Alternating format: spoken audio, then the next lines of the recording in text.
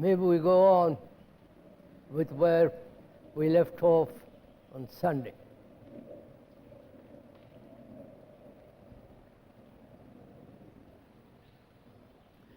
We were talking about peace. Why human beings who have lived on this earth for so many thousands and thousands of years have had no peace at all. There have been innumerable wars, and probably there'll be more wars.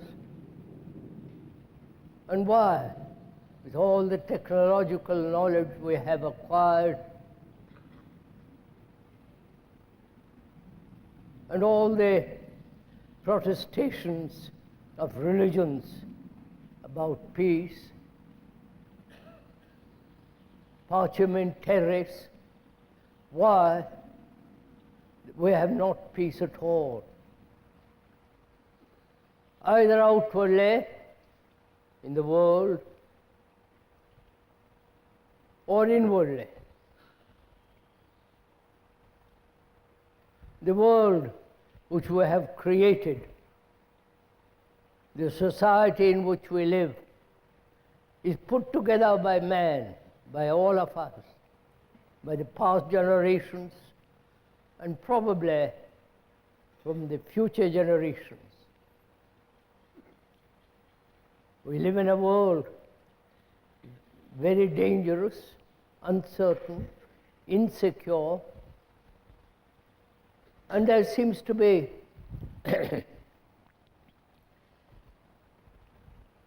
no peace on earth. Why? We went into that, talking over together. We mean together.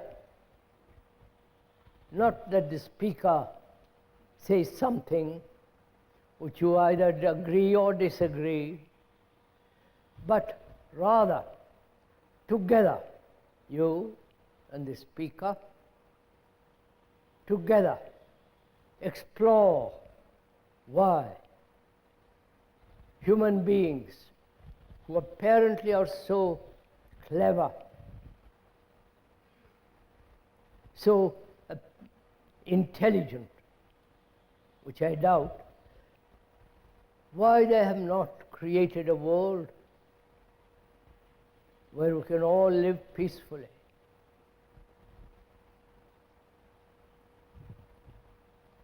I wonder if we ever ask that question of ourselves and of the world, the politicians, the religions, and so on. And talking it over together, we came to a certain point day before yesterday. What is the fundamental function of the brain? I think that's where we left off.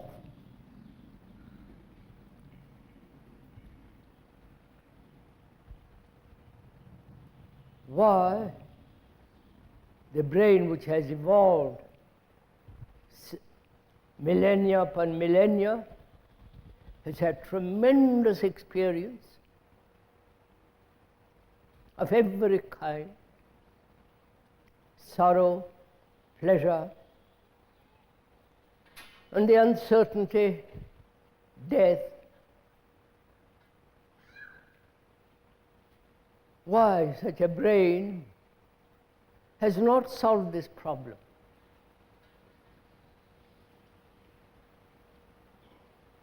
And who is going to solve the problem? The leaders, new leaders, new political statesmen, the new priests,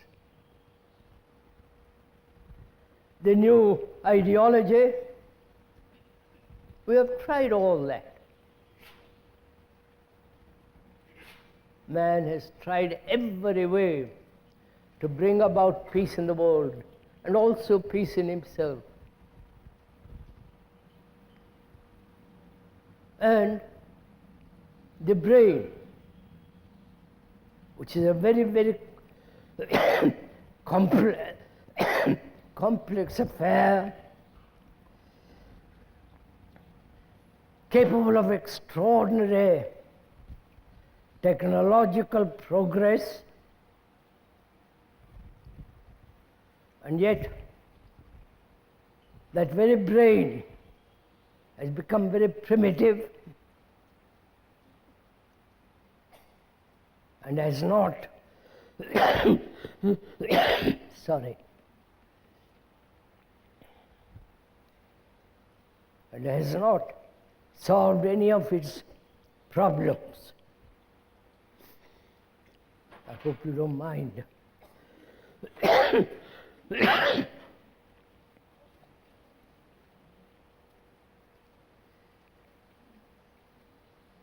What is the function of the brain?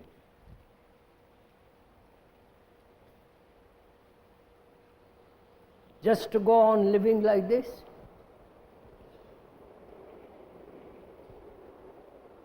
Acquiring great knowledge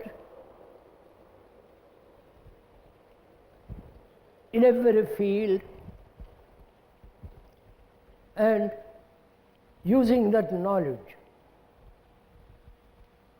to destroy each other, to destroy the earth, nature, and all the rest of it. We all know this very well. And one asks, if one is at all serious, and we are here a gathering of people who are serious, I hope, not casual visitors, but who are taking life seriously, they must inevitably ask, what is the function of the brain?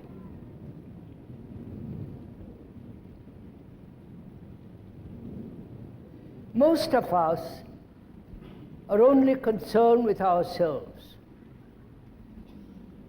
If we are at all frank and honest, we are concerned with ourselves.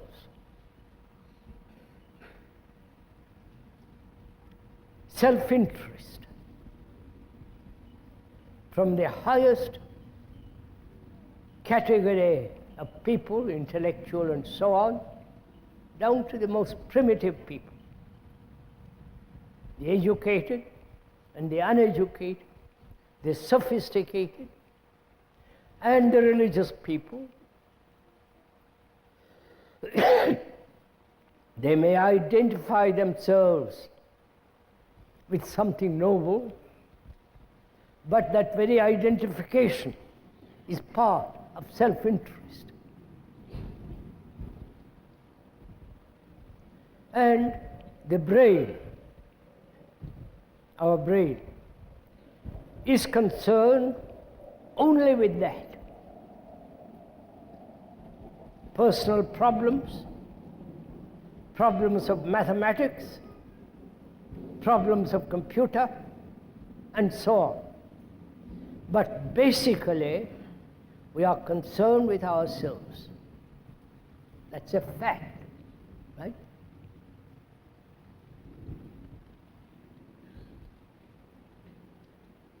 However much we may try to hide the self-interest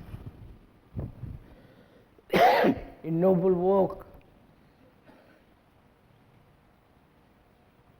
in meditation, in belonging to various groups, the self-interest dominates, consciously or unconsciously. If we are honest, look into ourselves and our activities, political, religious, and so on, We're only concerned basically with ourselves. And we have lived that way from the beginning of time. And we are still living that way.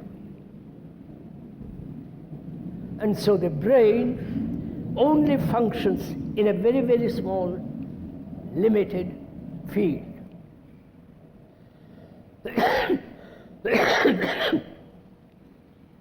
Sorry.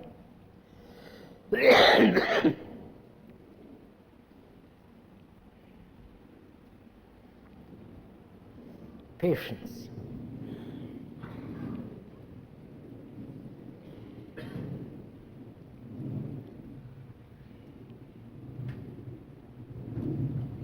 Is that all the function of the brain? To be concerned with itself, with its problems, with its pleasures and sorrows and pain, ambition, greed, and so on. That's the way we have lived.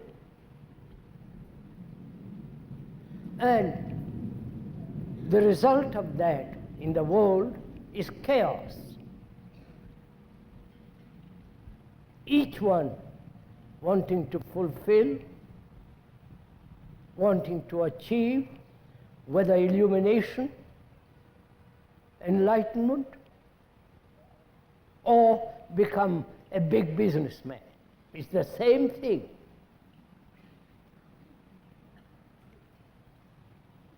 So we have reduced our brain, which is an extraordinary instrument, into something so petty.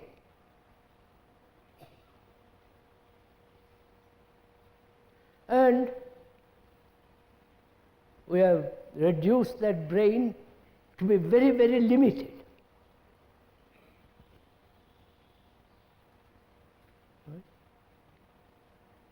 It may be extraordinarily capable in the technological world. The marvelous instruments that are created. Instruments of war, instruments of surgery, medicine, communication, computer.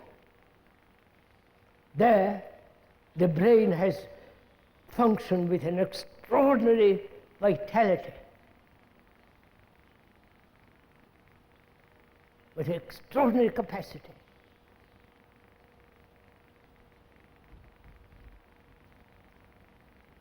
And that very brain is only concerned with its own self-protective activity. This is all obvious fact.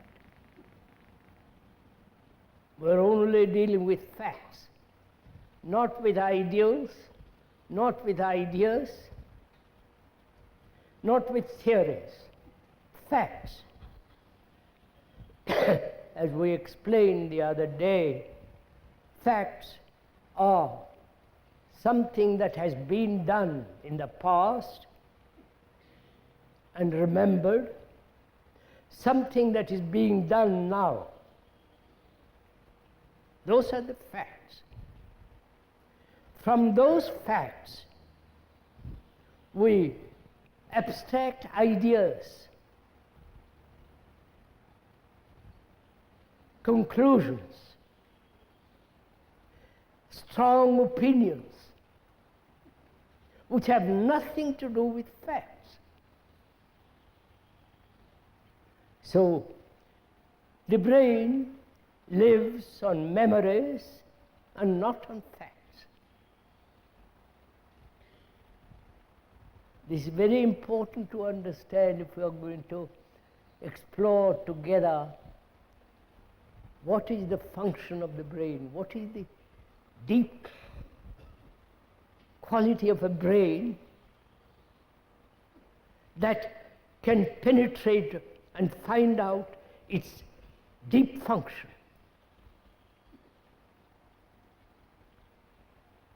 We are dealing with facts only, which is that we are a series of movements of memory, which we talked about here the other day, memories. That is, the faculty to remember.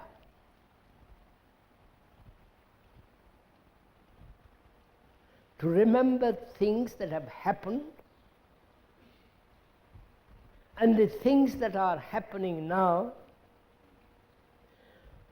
So the memory has become very extraordinarily important, which has nothing to do with facts. My son is dead, is gone. And I remember there's only remembrance. And on those remembrances I live.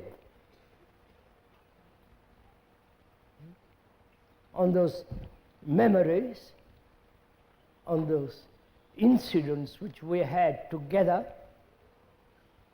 I cherish those memories.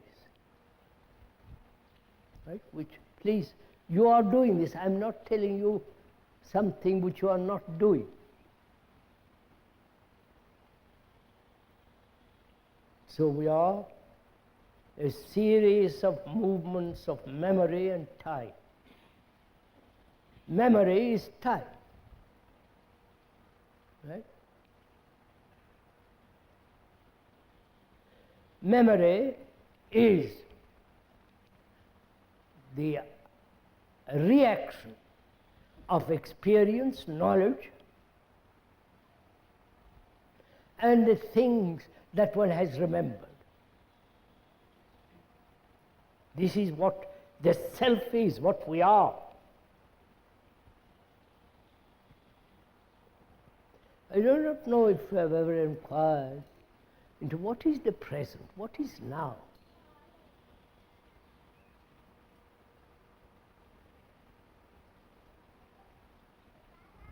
Is it the cessation of memory, or we don't know what the now is at all? May I go into a little bit of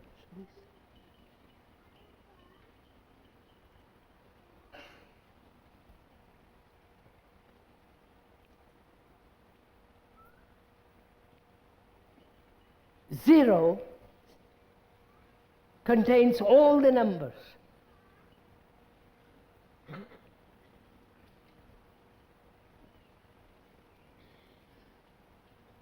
Mathematically. Zero was invented by the ancient Hindus, and in the zero, all the numbers contain.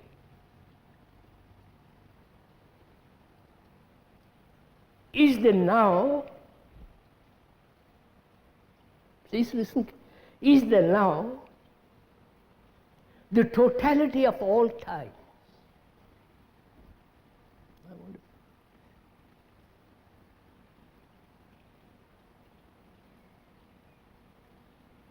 We'll go into this further.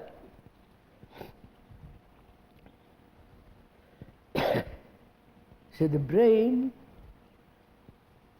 having cultivated self-interest, which is the accumulation of memories, and so the brain has become a very, very small psychological instrument.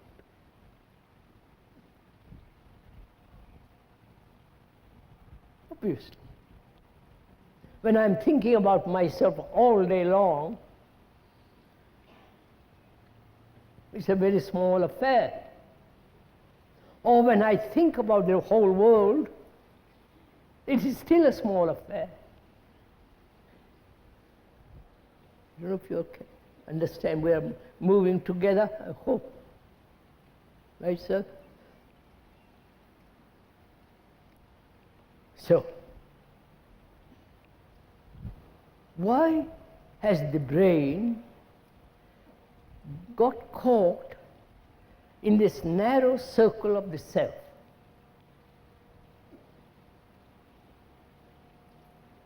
The self, the me, the ego, and all that is nothing but words and memories.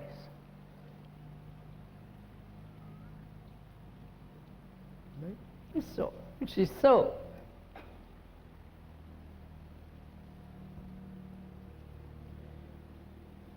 And that self has become so terribly important. And when one is concerned with oneself, all our actions must be psychologically limited. And where and where there is limitation, there must be conflict.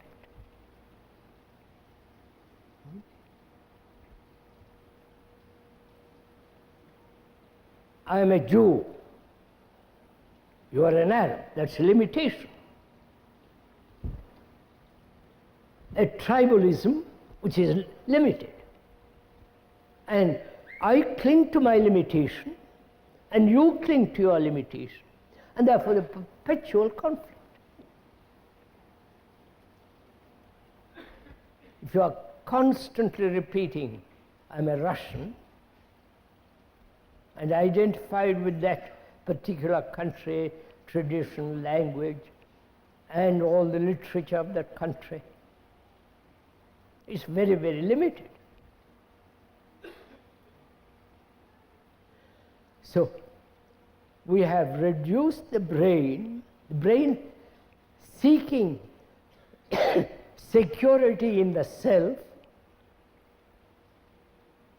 has made itself limited, psychologically.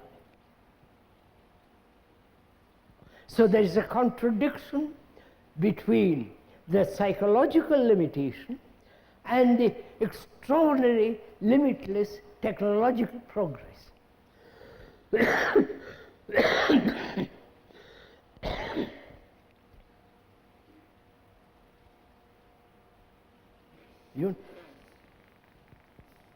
Is this the function of the brain? To live perpetually in conflict.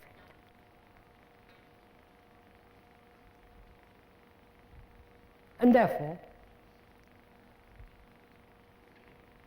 there is never a liberation, a freedom.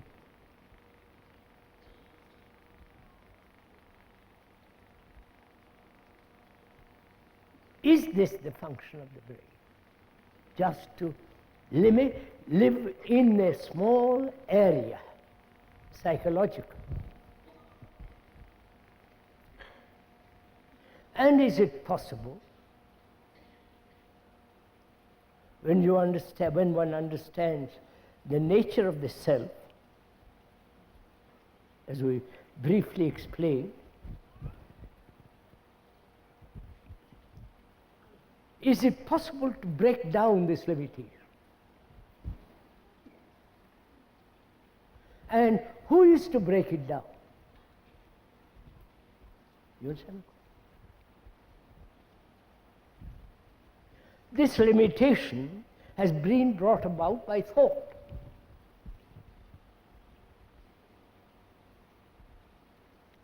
Thought which has created or sought in the limitation security.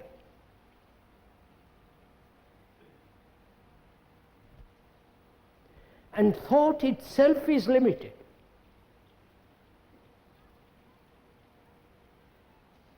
Because thought is the outcome of vast experience, accumulated knowledge, stored in the brain, in the very brain cells. No, the speaker is not an expert. I've watched very carefully.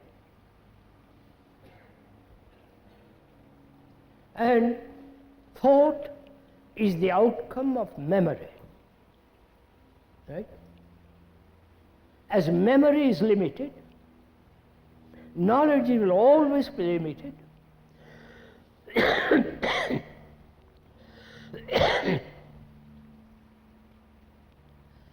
And experience is never complete. You understand? So, the brain is functioning with the only instrument, the limited thought.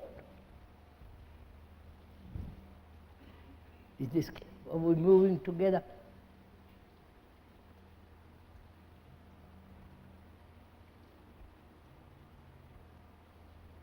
And so, we are perpetually living in conflict, in struggle, in pain and sorrow.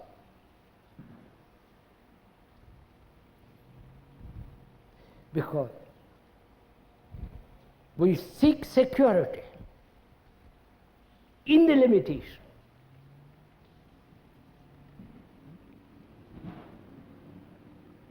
In memories, and so on. That's simple. So is it the function of the brain to find security, survival, physical survival? One must survive physically, unless, of course, one is a little bit dotty, then that's a different matter. But one seeks physical security and also psychological security.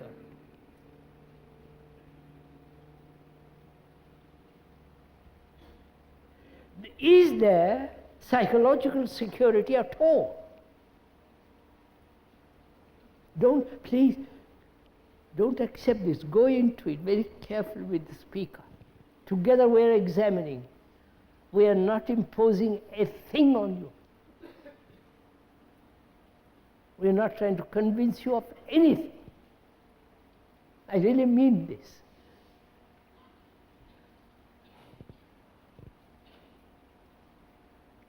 We are not trying to convert you to some philosophy, which is I'm not, please. So we are together, walking, perhaps hand in hand, down a lane, shady, full of dapple light, and the beauty of the earth around us. And we're talking about serious things, not petty little things, because we're both serious. And we say, is this what we have reduced our life to? Just seeking self-security in the limitation. And physically, there is no security because of wars, of racial, tribal conflict, ideological conflict between the Russians, the totalitarians, and the so-called democratic, the West and the East. They are preparing for war, you know that. Of course, they won't listen. You can't talk to the politicians, because they're concerned to preserve their own position. You know what I try to do. So, we're asking, is that the only function of the brain? To seek security in limitation. That's what we are doing. And in the search for security in limitation, we are bringing about havoc in the world. Right? Such great disorder, confusion. It's again obvious. Now, what is the function of thought? Because that's the only instrument the brain has. We're all together in this? Please. What is the function of thought? What is thought? What is thinking? We all think. Whether you are highly educated, sophisticated, or the most uneducated person, hungry, very little food and all the rest of it, he also thinks. The sophisticated, the educated, the highly person who can express things clearly, he thinks. And the person who is not, he also thinks. So thinking is common to all of us. Right? It's not your thinking. You may think and express it differently. You may be artist, you may be a mathematician, biologist, and so on, and I may be layman, but we both think. So thinking is not yours. Thinking is not individual. Please, this is a fundamental thing to understand. And yet this is what we're doing. This is what I think. My opinion, my judgment, my values of opinions. Right? See what is happening to us.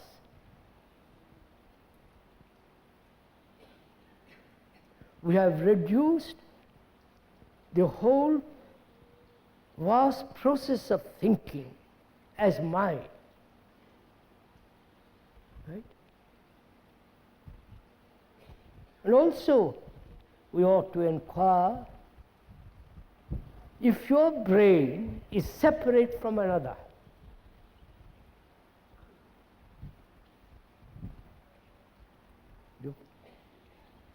Please, don't, we're going to it slowly, don't get impatient or cling to your own particular point of view.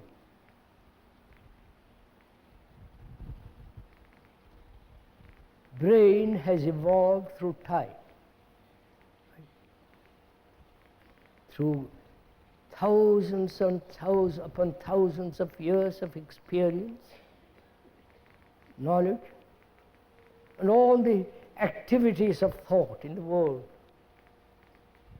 technologically, personally, and all that, thinking. And we have said that it's my brain that through which I think. Is that so? Is your brain yours? Or it is the result of thousands of years of evolution. So it is not your brain or my brain, it's brain. I wonder if you see the depth of this.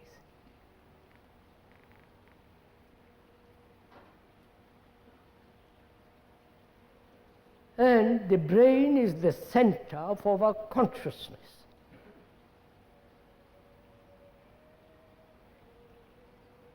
Right? What is our consciousness? Not according to the experts, but when you ask yourself that question, your consciousness, what is it? Your beliefs, your conclusions, your opinions,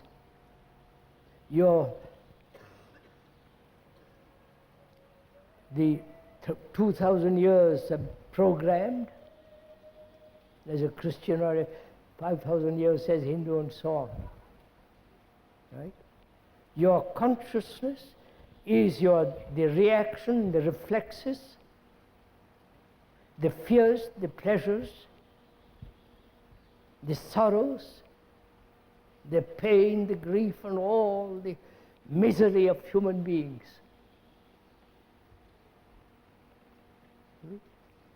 That's your consciousness. Is your consciousness different from another?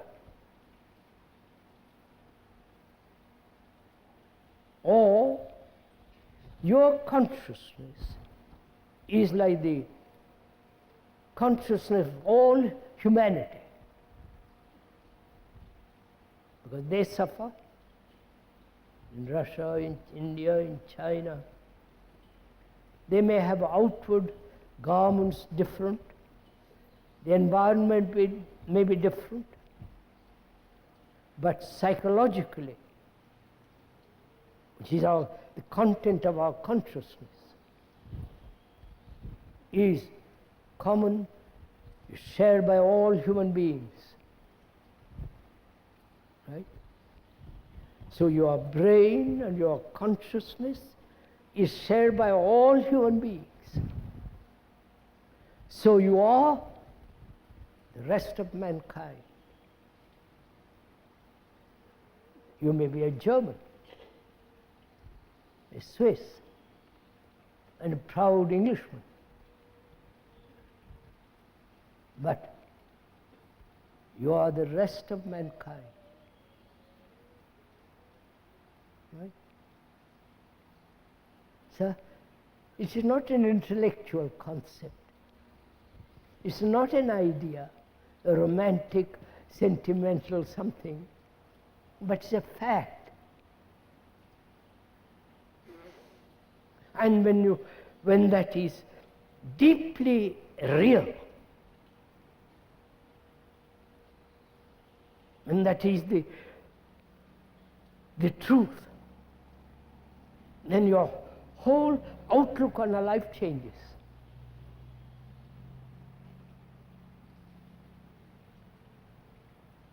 Then you are responsible for all humanity. It's rather frightening, but it is so.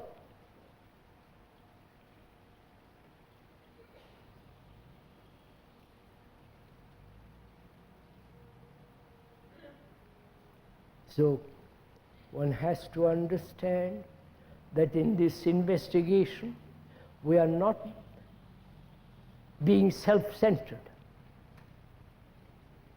We are not cultivating the self more and more and more. We are not making the self more intelligent.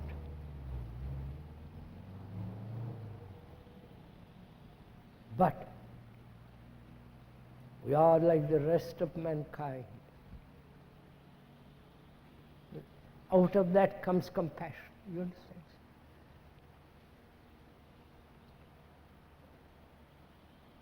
So, is the brain an instrument which is merely concerned with security?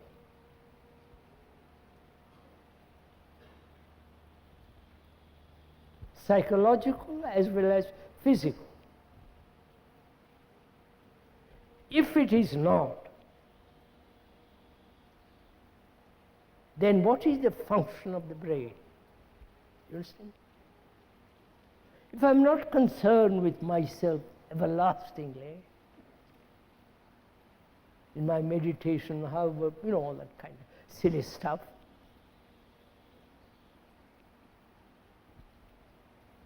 then what place has thought, and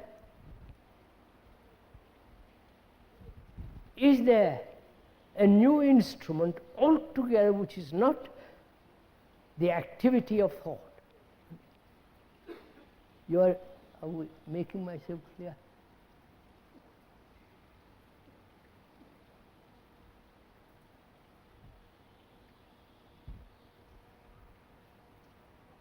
we can see what thought has done in the world. Technological world and the human world. And thought has built the most extraordinary, beautiful things. Architecture, painting, marvelous poems, great novels.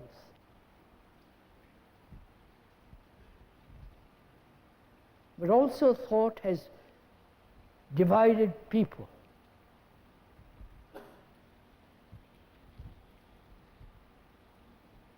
And thought also, through its division, created wars. Therefore, thought is not the instrument of peace. Right? I wonder if this is clear.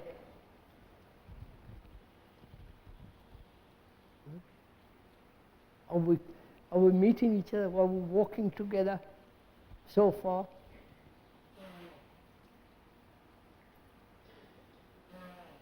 That thought, being in itself divisive, limited, it cannot possibly bring about peace in the world. It's shown League of Nations and United Nations. You follow? Napoleon tried to conquer, unify Europe, so did poor Hitler, and so on. So activity of thought cannot possibly resolve human problems. Right? If you see that very clearly, then what? You understand me? Suppose I see very clearly what thought has done in the world. I see very clearly what thought has done in the realm of my own psyche.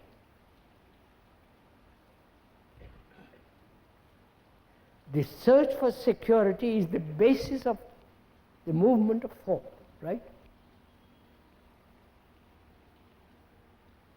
And there is there security at all through thought. Do you understand? Or there is security only when thought, with its own intelligence, with its own cunningness, realizes its place and does not enter into the area of the psyche. So are we together in this? I'll go into a little more.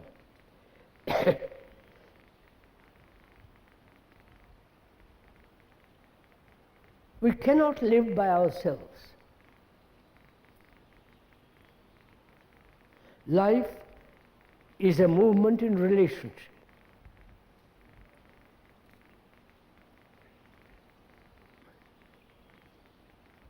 In that relationship, there are innumerable problems. Sexual, psychological, companionship, lonely, follow the whole problem of relationship. So what is relationship?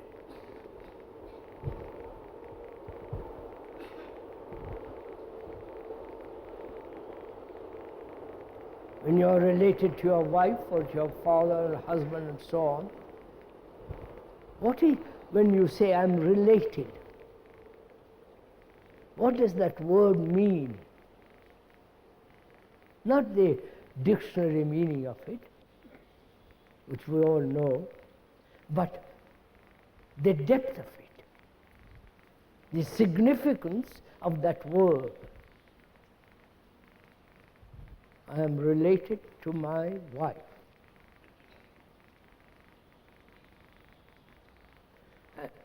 And in this relationship, there is perpetual conflict, which you probably know much more than, right? Why?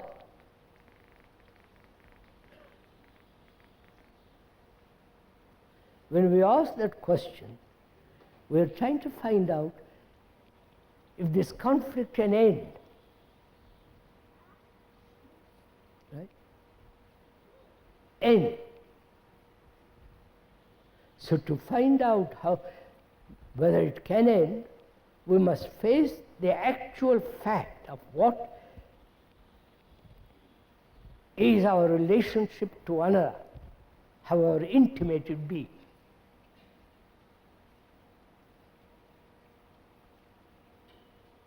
Is our relationship based on thought?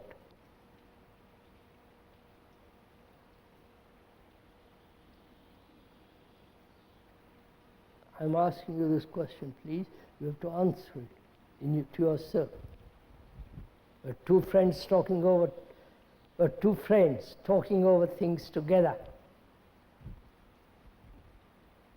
One friend asked the other, why is there conflict in our relationship?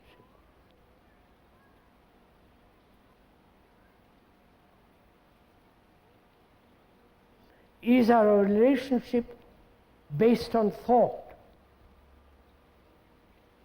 on memory,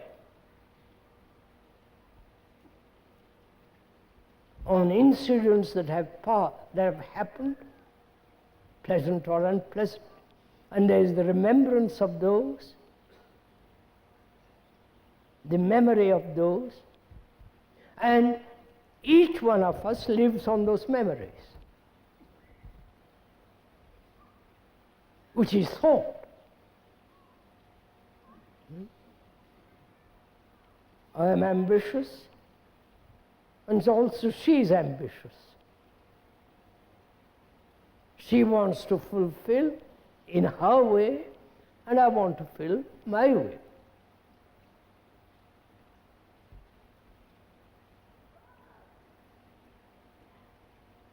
She has come to some definite conclusions, and so have I. So there is always this division, right? And where there is division, there must be conflict.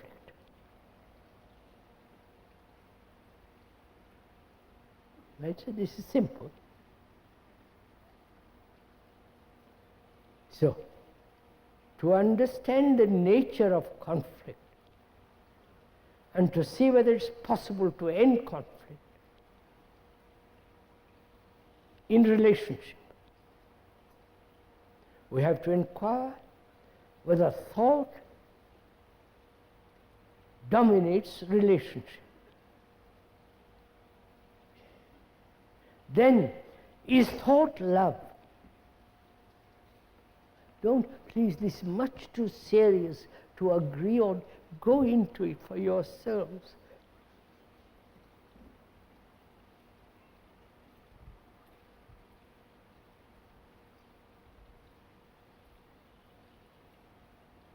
Is thought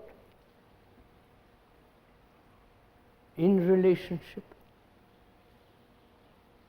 has bound us together through memory, through reactions, through pleasure, sexual and otherwise.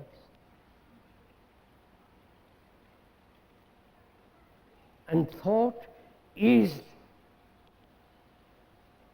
the factor in relationship.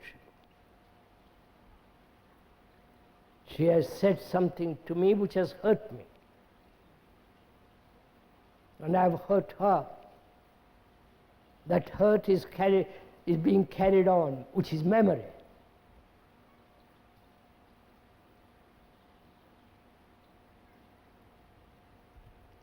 It's like two parallel lines never meeting.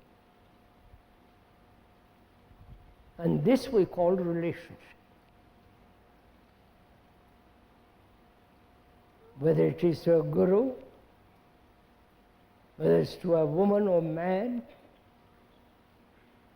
whether the relationship to a political leader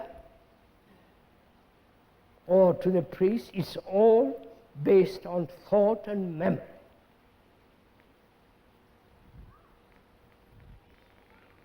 So is remembrance the activity of love? So please ask these questions.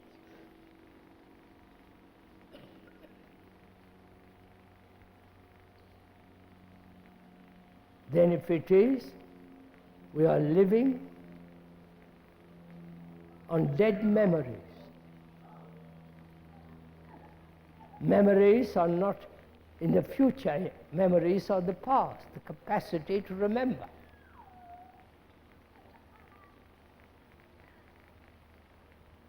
Now, is there a way of living without conflict in relationship?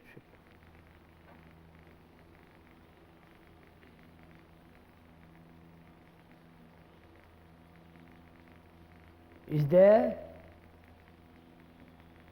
a way of living in which, in this relationship, memory doesn't enter?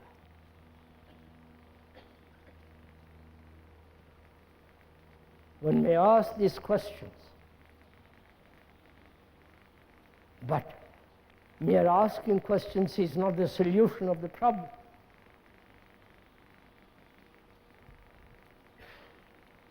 So, is it possible to live with another without the accumulation of memory about the other, which is the ending of thought? You understand?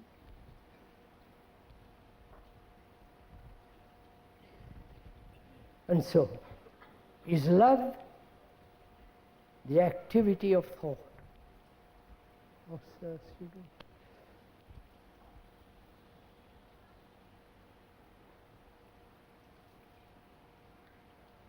And as we are trying to find out how to live in this world peacefully, one has to understand the depth and the nature of thought and memory.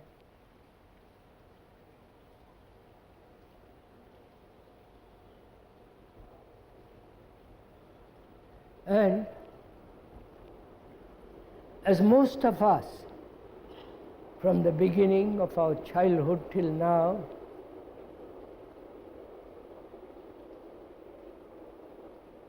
bear the burden of many hurts, right? Many psychological wounds.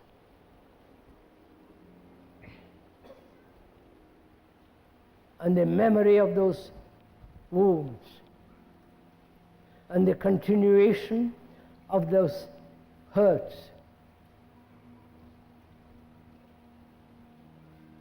can all that be wiped away? If I am hurt, how can I love another? Right? Please, this is not a sermon in a church or in some place.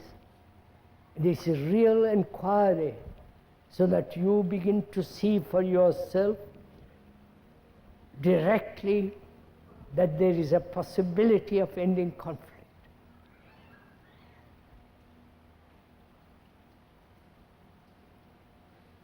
And that possibility exists only, the truth of it, when you have really deeply inquired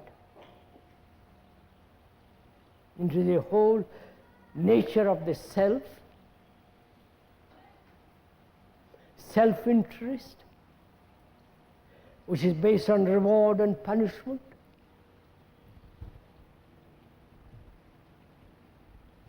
then you begin to find out for yourself. Thought is not the instrument in the solution of problems, human problems. Even in the technological problems, you may think a great deal, work out problems, but you come to a state there too when thought is in abeyance and to discuss something new.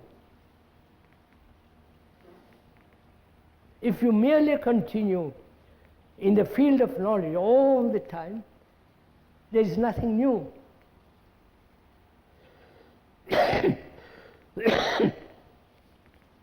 So, in inquiring whether the brain can live in peace,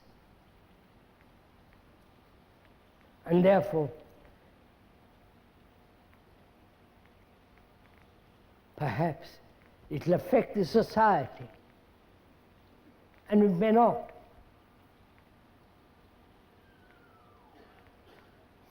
We are not seeking an effect. What will, if each one of us found the activity of thought, the limitation of thought, and all the activities of memory, and therefore very divisive, and consequently conflict, if you actually see the truth of it, and you live that way, then you say, what effect has this on the vast public? None. Does it matter?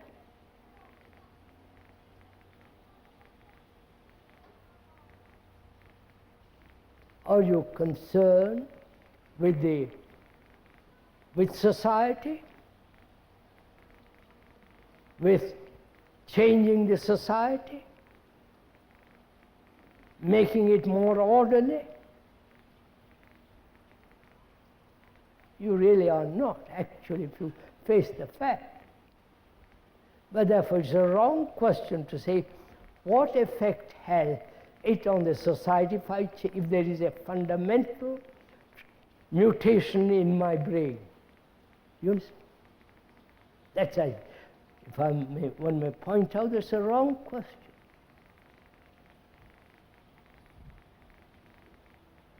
You are seeking through facts, truth.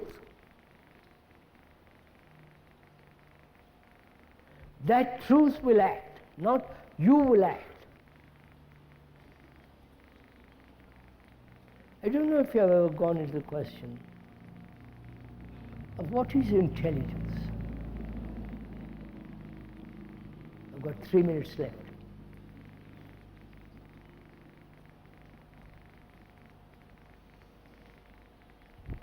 It's a very complicated question.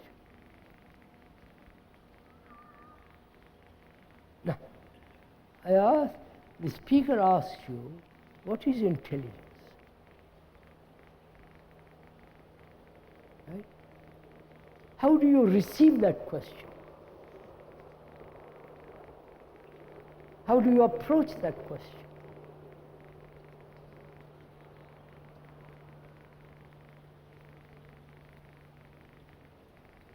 Our brain is trained to solve problems. Right? It's trained from childhood to solve problems. Mathematical, historical, you follow, examinations, all those are indications of solving problems. So our brain is trained to solve problems.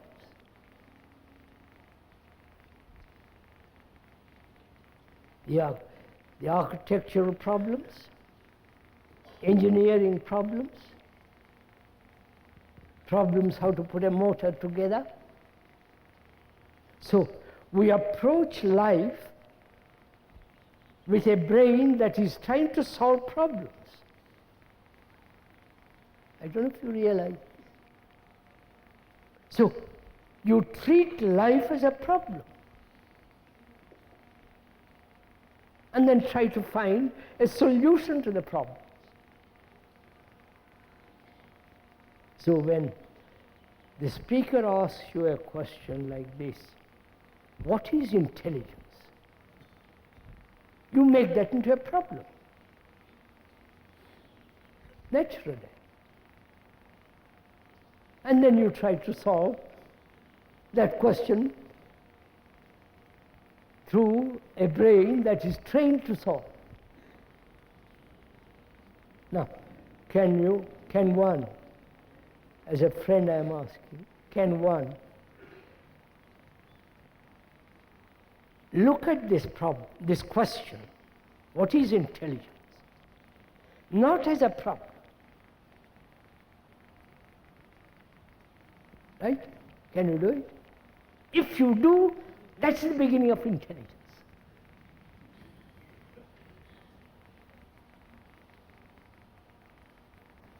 That means the brain is already becoming free from its conditioning.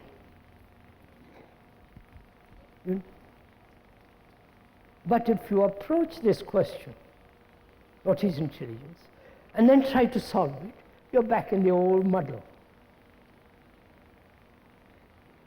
But when one realizes that one's brain is conditioned to solve problems,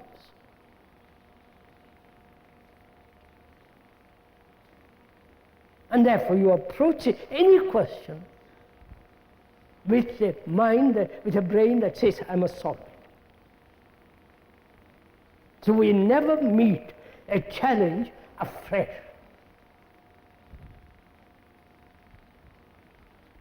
To meet a problem of, any problem afresh is the beginning of intelligence.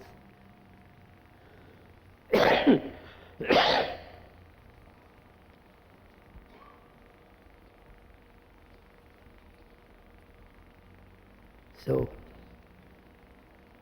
we started out by asking whether humanity can live in peace.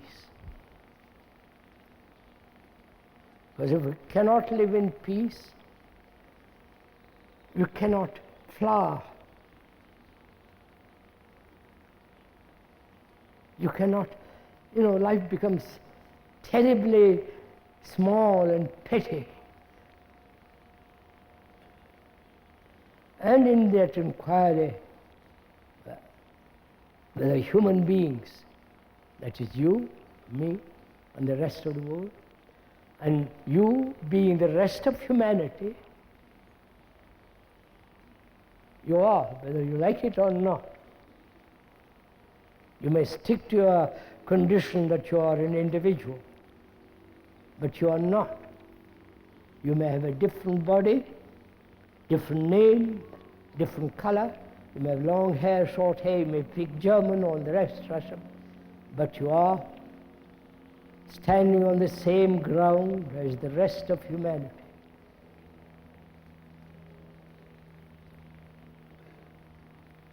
And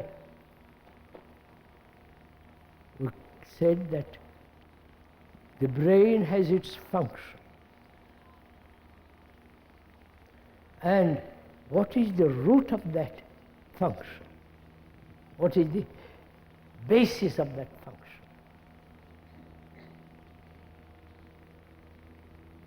It is not to live in conflict, obviously.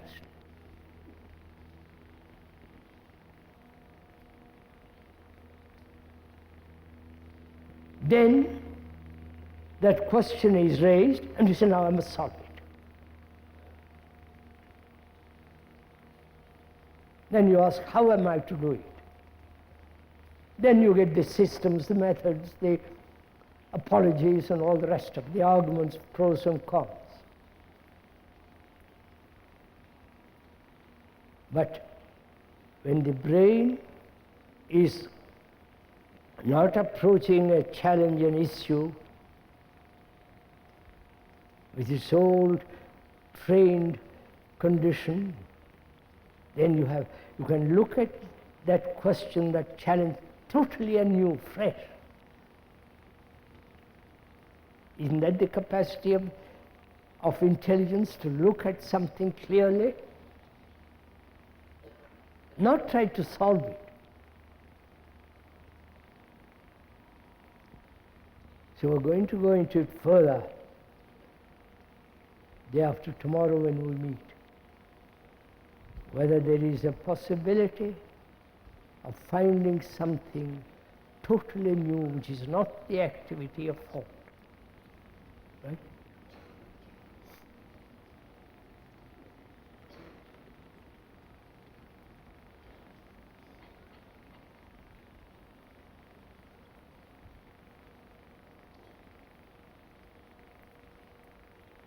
May I get up? May I get up, please?